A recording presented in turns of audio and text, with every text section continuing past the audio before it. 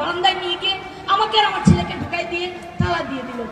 আমি ওখানে কাঁদতে থাকলাম, বাইরের থেকে ফকির, তারপরে এটা ওটা অনেক গরিব মানুষ এসে কাঁদতেছে আর খালি বলতেছে মাগো ওটা পোস্টমর্টম করান, নাইলে বিচার হইব না। আমি কিন্তু বুঝতেছি না কিছু, আমি ওকে নিয়ে বসে আছি, আমার পাশে কেউ নাই।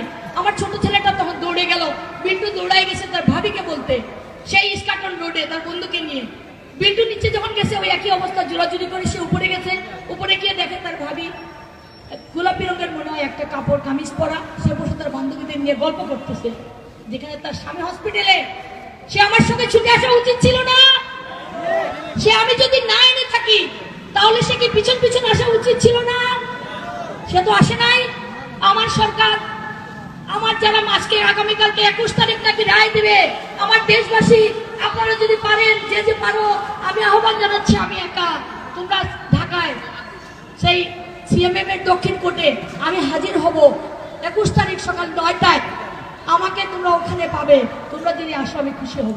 যারা পারো তোমরা আসবে, আর না হয় অপেক্ষা করবেন, তারা নাকি রায় দিবে, দিয়ে দিবে। আমার নিষ্পত্তি হয়ে গেছে মামলা, কি নিষ্পত্তি আমি সেটা জানতে যাব, আমি আপনাদের জানাবো। তারপরে হলো কি, ওখান থেকে আমার ছেলে আসলো সামিরাকে বলতে, সামিরাকে ডেকে নিল একটা ছোট্ট রুমে, ডেকে দিয়েছিল, বাবি এদিকে আসো, ভাইয়া মারা গেছে তুমি জানো না, বলে কাঁদতেছিল। ও বললো তাই নাকি, বলে তাই নাকি মানে, বলতে বলতে ভিতরের রুমে যখন ঢুকলো তখন বাইরে থেকে তাকে আটকে দেওয়া হলো। আরো কয়েকটা ছেলে নিচে দাঁড়ান ছিল, আটকে দেওয়া হলো, ওকে আসতে দিচ্ছে না। ও অনেকক্ষণ ঝটপট ঝটপট করে মারামারি কুস্তাকুস্তি করে সে লিফটে অনেক কষ্টে নিচে নামলো। নিচে নেমে নিচের গেটটাও বন্ধ করে দেওয়া হয়েছে, ওকে নামতে দেওয়া হবে না। আমি তো কিছুই জানি না, আমার হাজবেন্ড ম্যাজিস্ট্রেটের কাছে, আমি মর্গের বারান্দায়, আর আমার বিল্টু সামেরার বাসায়, আমার ছেলের বাসায় নিচে বন্ধ করে দেওয়া হয়েছে। এর আগে দেলোয়ার সম্বন্ধে অনেক ঘটনা শুনেছি, অনেক কথা আছে, এগুলো বলা যাবে না।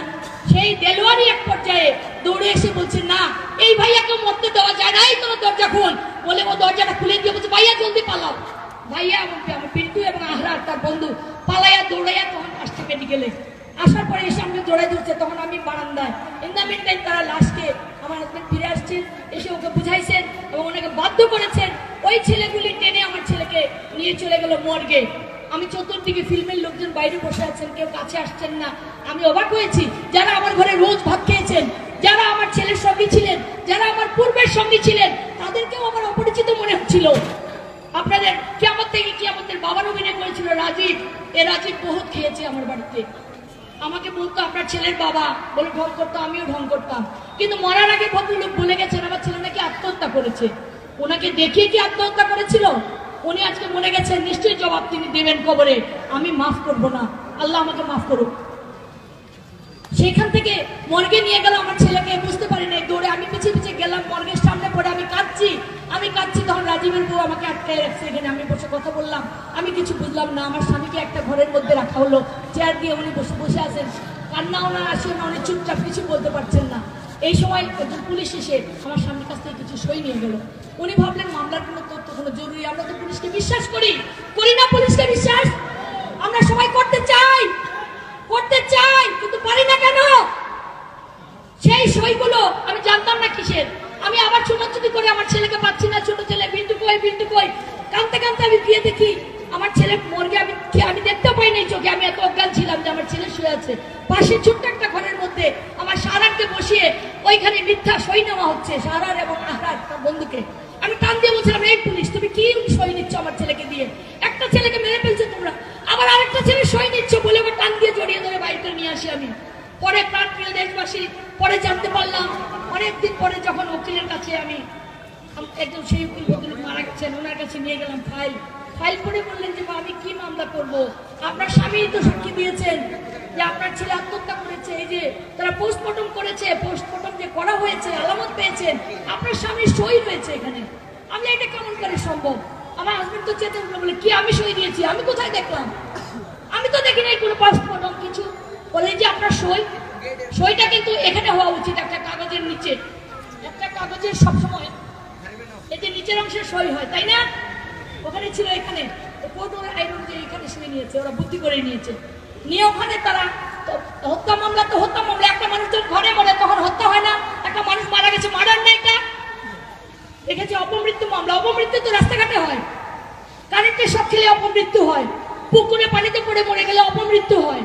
ঘরের মধ্যে কেউ মারা গেলে সেটা কি অপমৃত্যু হয়? কোনোদিন আমি শুনি নাই, কেউ শুনে নাই অপমৃত্যু মামলা দেওয়া হলো। যাই হোক, তারপরে আমরা অনেক চেষ্টা করলাম। ডিসিডিপি বজলুল করিম সাহেবকে আমার নেত্রী অনেক বললেন সালমানের বিচার চাই, তাকে প্রমোশন দিয়ে দেওয়া হলো। ডিসিডিপি বজলুল করিম আমাকে সুশীটা দেখিয়ে বললেন, আলামতকে বললেন বুড়িগঙ্গায় ফালাইয়া দেন। একটা ডিসিডিপি বলতে পারে এটা? আজকে এই ডিসিডিপির অনেক কিছু হয়েছে। কিভাবে হয়েছে প্রধানমন্ত্রী খবর নেবেন, কিভাবে হয়েছে সে কিভাবে দিন কাটাচ্ছে খবর নেবেন। তার মেয়েকে এখন আওয়ামী লীগ করতে দিচ্ছে, তার মেয়েকে এখন এমপি প্রার্থী করছেন। উনি কি কি করেছেন সেগুলি বিচার দেখা উচিত, সেগুলি হিসাব করা উচিত।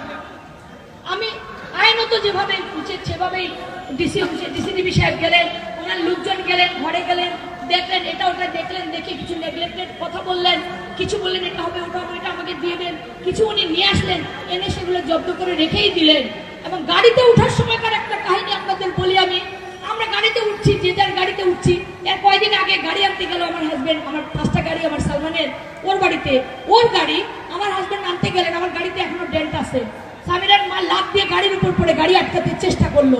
দারোয়ানটা বলছে স্যার বাচ্চা পালাই যান স্যার, গাড়ি নিয়ে যান। পরে আমি ওখানে বাড়ি পাল্টে গেলাম, পুলিশ দিয়ে গাড়ি নিয়ে তখন গাড়ি নিয়ে গেলাম, গাড়িগুলো আটকাতে চেয়েছিল ওরা। যাই হোক, যখন ডিসিডিবির কাছে আমরা